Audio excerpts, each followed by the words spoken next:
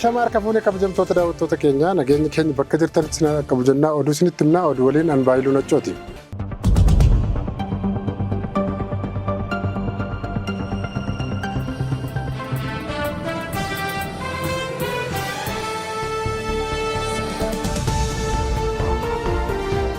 Jaarmiyaan mirga namoomaa baabsu Human Rights Watch TPLF wixinee labsii lammiileen loltummaan akka tajaajilan dirqisiisuu fi mormitoota ittiin adabuuf baasee akka haqu gaafateera.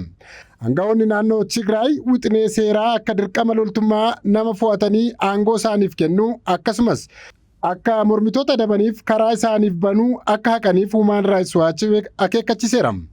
Jaarmiyaan mirga namaa baabsu kun ibsa waxabajjii gaafa 23 bara 2026 baaseen addee bilisummaa uummata Tigraay wixinee seeraa kana kabaasee bulchiinsa yeroo ce'umsaa mootummaa federaalaatiin muudamee aangoo irraa kaasee erga tajaajila loltummaa biyyaalessaa Eertiraa waliin kan wal fakkaatu namoota guuruu jalqabeen boodadha. Human Rights Watchitti Daayirikteerritti aantuu damee Afrikaa Latishaa Badir dhalattoonni Tigraay walitti bu'iinsa waggoota 2 turee fi badii hamaa qaqqabsiise keessaa ammallee akka hin bahin jiran himanii aangawoonni naannichaa sababa muddama siyaasaa amma jiruun namoonni siivilii ta'an tajaajila loltummaa akka kennaniif dirqisiisuu fi isa cinaatti ammoo warra dirqamaan loltummaa guuruu kana morman qeeqan adabuu hin qabanii jedheera. Labsiin jiraachuu fi jiraachuu dhabuu fi nageenya uummata Tigraay mirkaneessuuf mootummaa naannoo Tigraay baase mata duree jedhuun wixinee qophaa'e kun mana maree naannichaatiin akka raggaasifamu ragaan kanaan dura BBC'n afaan Tigiriinyaa baasee ibseera. Kutaa jalqabaa wixinee labsichaa keewwata 5 irratti dhalataan Tigraay kamiyyuu umrii fi haalli fayyaa isaa hayyamuuf waamicha waraanaa mootummaan naannichaa dhiyeessuuf fudhatee hirmaachuuf dirqamni biyyaalessaa akka irra jirudha kan inni ibsu. Gareen mirga namoomaa Ethiopian First jedhamu guutuu Tigraayitti dirqiin waraanaaf dargaggoota guuruun raawwatamaa akka jiru mallattoolee mul'isan akka jiran Agence France Pressitti himeera. Kutaa sadaffaan bakka itti gaafatamummaa yakkaa akka jedhu jalatti ammoo waraana Tigraayitti makamuu yookaan waraanuuf namni hayyamamaa hin taane kamiyyuu yookaan ammoo cinaa hiriiruun yookaan adda waraanaa irratti bahee gadda isaa akka ba'atuuf waamicha dhiyaatee fi kan hin fudhanne taanaan qarshii 10,000 hanga 50,000 adabamee dirqama isaa akka baatu taasifamaa jedha wixineen sun. Keewwata sana jalatti sochii humnoota Tigraay yookaan mootummaa saaxiluun meeshaa waraanaa seeraan ala qabachuu rasaasa yookaan richiitii dhukaasuun akkasumas miliquuf yaaluun waamicha biyyaalessaa deeggaruu dhiisuun hidhaa yookaan maallaqaan akka sadabsiisus kaa'eera. Oduu biraan qaamoleen ajaja tokko malee nama hidhan Itoophiyaa keessatti gaafatamuu akka qaban Koomishiniin Mirga Namoomaa Itoophiyaa beeksise. Murtoo mana murtii fi abbaan alangaa haalduree tokko malees akka kabajamu gaafateera. Qaamota ajaja tokko malee namoota hidhan gaafatamuu akka qaban Koomishiniin Mirga Namoomaa Itoophiyaa beeksiseera. Koomishinichi kana ka jedhee wayita sanada gabaasa raawwii ji'oota 11 irratti guyyaa har'aa mana maree bakka bu'oota uummataaf dhiyeessanidha. Koomishinichi bara baajataa 2018 akka lakkoofsa Gi'iziitti ji'oota 11 jalqabaa hojiiwwan ijoo fi haala mirga namoomaa biyyaalessaa irratti gabaasa fuula 14 qabu dhiyeesseera. Mirga namootaan hidhaman ilaalchisee Koomishiniin Mirga Namoomaa Itoophiyaa gabaasa isaa keessatti buufataaleen poolisii 492 manneen hidhaa 79 fi bakka tursiisaa 11 hordofuusaa gabaasicha keessatti himeera. Koomishinichi godinaalee Amaaraa, naannoo Oromiyaa, Gaambeellaa, Beenishaangul Gumuz, Giddugaleessa Itoophiyaa, Affaar keessatti namoota 2,143 haala yeroo jechuun hidhamanii turan akka hiikaman mirkaneessuus ibseera. Naannolee adda addaatti haala mirga namoomaa shakkamtootaa fi hidhamtoota irratti qaawwi hedduun akka jiru Koomishiniin Mirga Namoomaa Itoophiyaa dabalee himeera. Koomishinichi buufataalee poolisii fi manneen hidhaa keessatti shakkamtootaa fi hidhamtootaaf nyaanni akka hin jirres himeera. Shakkamtootaa fi hidhamtoota fedhii adda addaa qaban irratti hundaa'uun tajaajila barbaadan dhiyeessuu irratti qaawwi akka jiru koomishinichi kaaseera. Dabalataanis manneen sirreessaa keessatti dhaqqabummaa barnootaa fi tajaajila fayyaa kennuu fi qulqullina isaa eeguu irrattis qaawwi akka jiru koomishinichi himeera. Haala shakkamtootaa fi hidhamtootaa irratti eegumsa mirga namoomaa isaanii akka kabajamuu fi hojmaata seeraan tumameen qofa hidhamuu akka qaban koomishinichi dabalee himeera.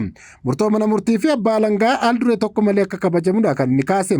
Qaamota ajaja tokko malee namoota hidhan gaafatamuu akka qaban koomishinichi irra deddeebiin kaaseera guyyaa har'aa.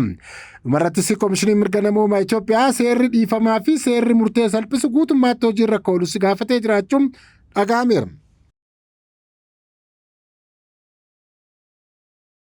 Gaazaa keessatti yakki namoomaa raawwateera jedha dhaabbanni mootummoota gamtoomanii.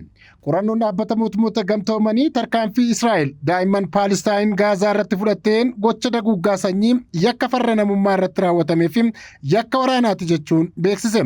Koomishiniin qorannoo waloo dhaabbata mootummoota gamtoomanii kan naannoo daangaa Paalestaan Yerusaalem bahaa dabalatee humnoota nageenyaa Israa'el daa'imman Paalestaan Gaazaa keessatti kallattiidhaan akka irratti xiyyeeffachuun ajjeesuu himateera.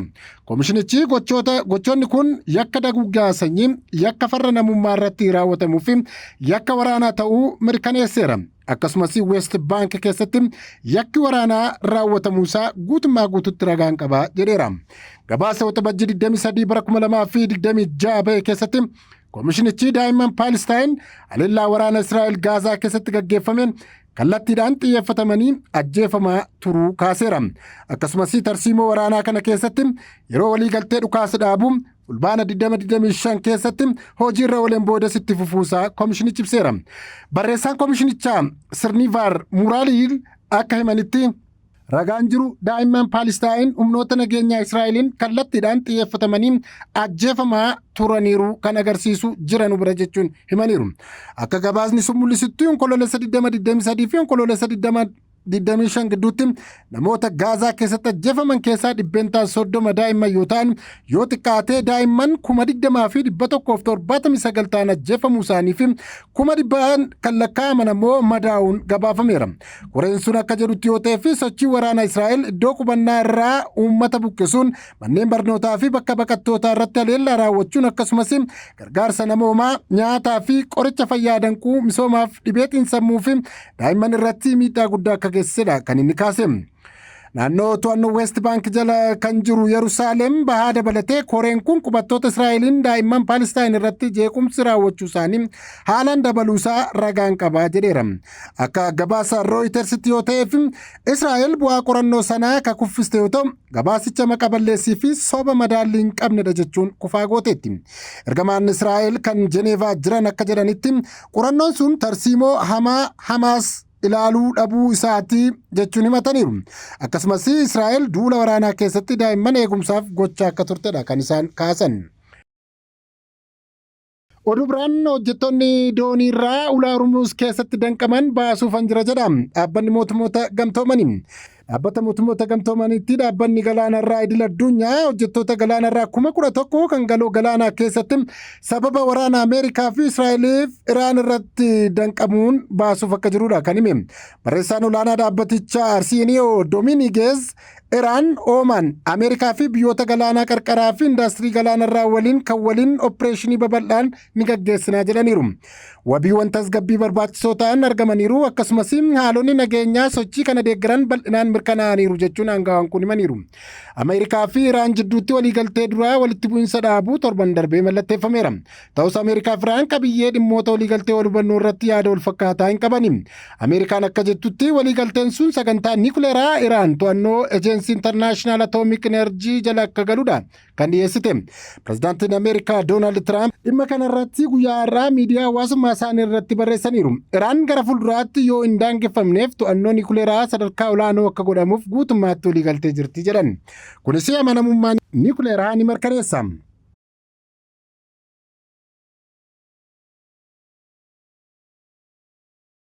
Oduu xumuraan koongireensiin Ameerikaa yeroo jalqabaaf seera aangoo waraanaa labsuu pireezidaantiitti daangaa gochuu beeksise. Seneetiin Ameerikaa teessoon harki caalaa Riippaabilikaanotaan qabamee tarkaanfiiwwan aangoo waraanaa labsuu Tiraamp daangessu raggaasiseera. Tarkaanfiin seeraa kun Tiraamp waraana Iraan irratti labse akka dhaabu yookaan ammoo waraana osoo ittiin fufiin dura koongireensii akka eeyyamsiisu kan gaafatudha. Riippaabilikaanonni hedduun warra Dimookiraatotaa waliin ta'uun aangoo waraana labsuu Tiraamp irratti sagalee kennaniin caalmaadhaan seericha akka darbu godhaniiru. Manni maree bakka bu'oota uummata Ameerikaas jalqaba ji'a kanaan Tiraamp osoo hin eeyyamsiisiin waraana labsuun sirrii akka hin taane tarkaanfii seeraa wal fakkaataa dabarsee ture. Murtee seeraa kun mana maree bakka bu'ootaa fi seneetiidhaan darbullee Tiraamp akka mirkaneessuuf itti ergamuu dhiisuu mala. Kanaaf kuni murtee seeraa akka mallattootti tajaajilu malee aangoo pireezidaantii irratti olaantummaa kan qabaatus miti jedhameera. Koongireensiin murtee kanarra kaga'ee waliigaltee Tiraamp Iraan waliin taasiseen falmii godhachuu fi Tiraamp koongireensii osoo hin eeyyamsiisiin waraana labsuu irratti komiin ka'aa turuu hordofeeti. Kabajamtoota hordoftoota daawwattoota keenyaa oduu har'aaf jennee kanumaan goolabna waan nu daawwattaniif horaa bulaa.